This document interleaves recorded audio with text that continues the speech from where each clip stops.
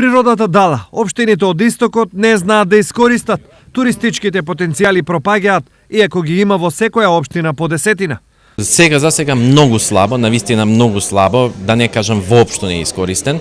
Меѓутоа, затоа велам, значи, сите луѓе од странство со кои што комуницираме, со кои што сме разговарале, укажува дека е штета такво нешто, значи да продолжи такви убавини и такви можности да не останат искористени. Токму поради ова, Центарот за развој на Источниот регион, заедно со Швајцарската агенција за развој и соработка, изготвија нацрт стратегија како овие потенцијали да се искористат во иднина.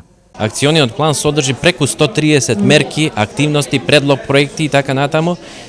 Се надеваме дека барем дел од нив во наредниот период ќе бидат реализирани и мислиме дека со тоа ќе се дојде до една позитивна трансформација во развојот на туризмот, пристапот кон туризмот во овој регион. На оваа тема денес во Штип се одржа јавна расправа на која се бира приоритетни проекти за реализација. Да се согледаат приоритетите за развој на туризмот во наредниот среднорочен период, да понудиме на градоначалници предлог приоритети, тие да ги потврдат со одлука за да може во наредниот период да почнат активностите со Фармахем и Швајцарската агенција за развој и соработка. Избраните 3 проекти ќе бидат реализирани со средства од Швајцарската агенција за развој и соработка, кои за регионот издвоија околу 180.000 франци.